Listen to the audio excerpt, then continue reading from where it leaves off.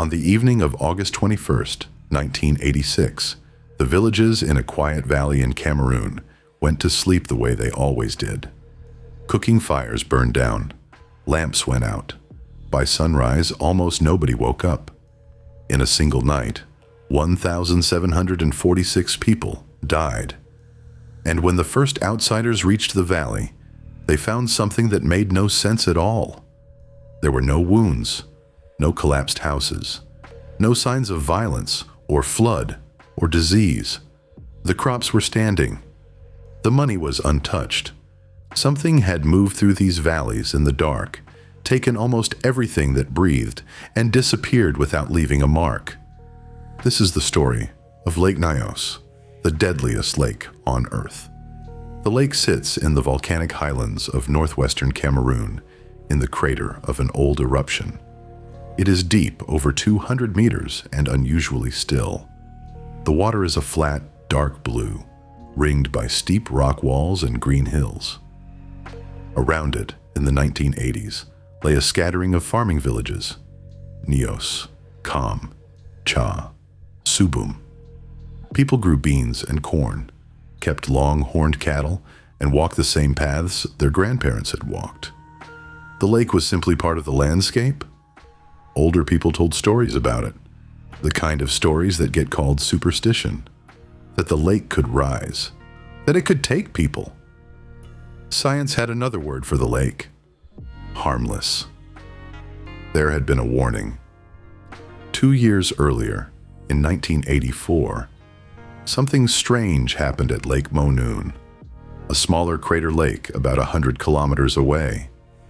In one night, 37 people died near its shore, most of them on a low stretch of road before dawn. No one could explain it. A scientist who investigated suspected the lake itself and wrote it down. The report was filed. The world moved on. It was the first recorded event of its kind in human history, and almost nobody heard about it. Then came the evening of August 21st, 1986. At around 9:30, people near Lake Nyos heard a deep rumbling, like distant thunder, that came from the wrong direction. Down at the lake, the water itself erupted. A column of water and foam burst out of the surface and climbed nearly 100 meters into the night sky. A wave surged across the lake and slammed into the southern shore, leaving a spray mark 25 meters up the rocks. And out of the deep water rose the real killer: a cloud of carbon dioxide, somewhere between 100,000 and 300,000 tons of it, released in minutes. Carbon dioxide is invisible. It has no color, and in pure form, almost no smell. And it is heavier than air. So the cloud did not rise and blow away. It poured downhill like water, 50 meters thick, moving at up to 100 kilometers per hour, following the valleys exactly the way a flood would. The villages around the lake lay in those valleys. The cloud rolled over them while most people slept.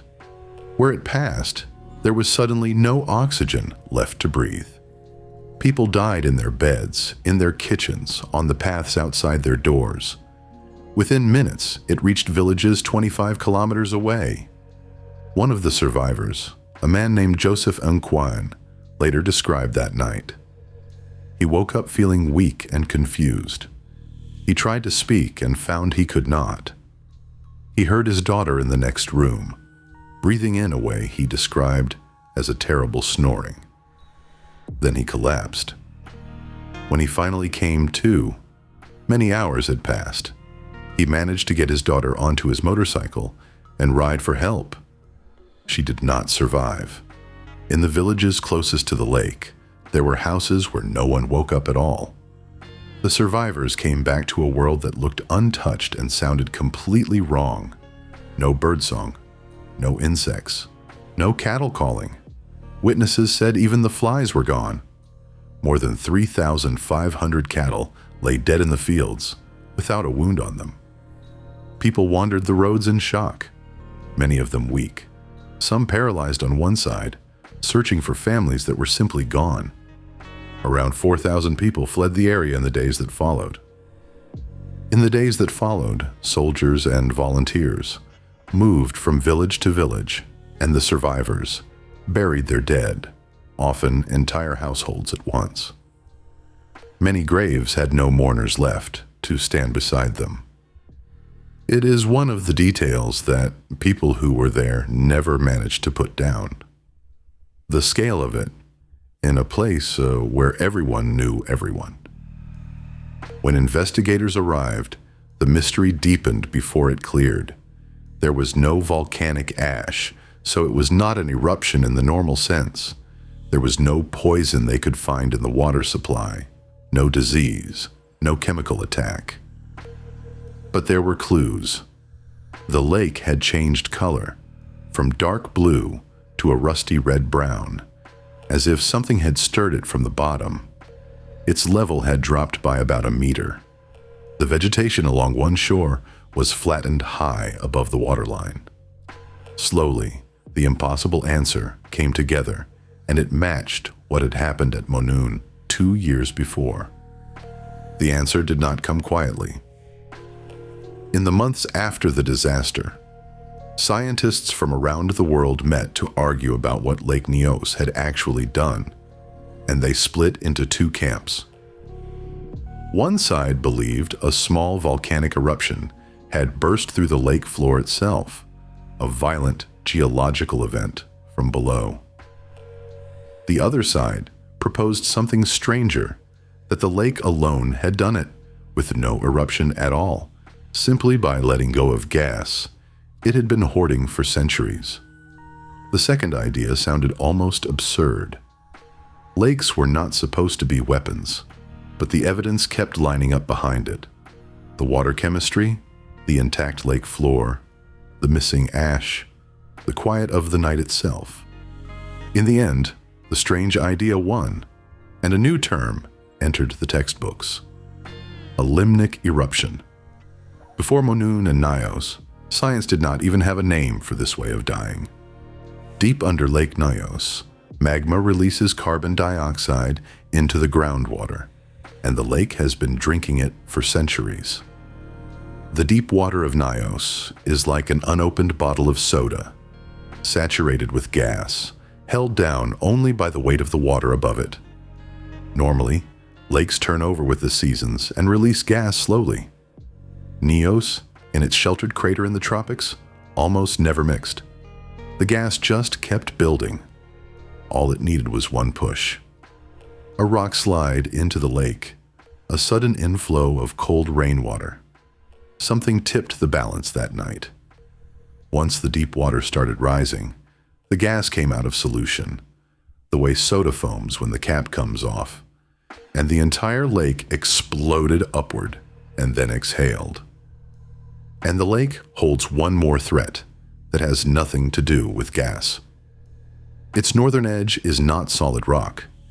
It is a natural dam of loose volcanic debris, 40 meters high, and it is slowly eroding. If it ever fails, the lake will send a flood downhill across the border into Nigeria, through valleys where thousands of people live. Engineers have reinforced it. They also keep watching it, because Lake Nyos has already shown the world exactly once what it does when nobody is watching. The world's response to Lake Nyos is one of the stranger sights in engineering. Since 2001, a pipe has stood in the middle of the lake, reaching all the way down into the saturated depths. The pressure difference drives the deep water up the pipe on its own, and it bursts from the surface as a permanent fountain, letting the gas escape a little at a time instead of all at once. 2 more pipes were added in 2011. If you visit Lake Nyos today, you will see a quiet crater lake with a single white jet of water rising from its center, day and night. The deadliest lake on Earth now breathes through a straw. But this story does not quite end in Cameroon. Scientists know of exactly 3 lakes on Earth that store gas this way. Nyos, was the second to reveal itself. Monun was the first. The third is Lake Kivu, on the border of Rwanda and the Democratic Republic of the Congo. Kivu holds vastly more gas than Nyos ever did, methane as well as carbon dioxide, and along its shores live around 2 million people. Engineers now harvest Kivu's methane for power, watching the gas levels as they work. The lake is monitored, the lake is studied, and everyone involved understands perfectly well what happened one August night in 1986, in a valley where the morning never made a sound. Some killers leave no trace because they are careful. This one left no trace because it was invisible, patient, and older than anyone it took. And sometimes the mystery is the opposite kind, not silent, but violent and unexplained.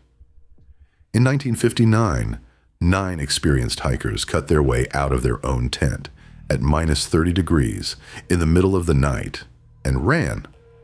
Why they did it has never been solved. That story is next. Thanks for watching.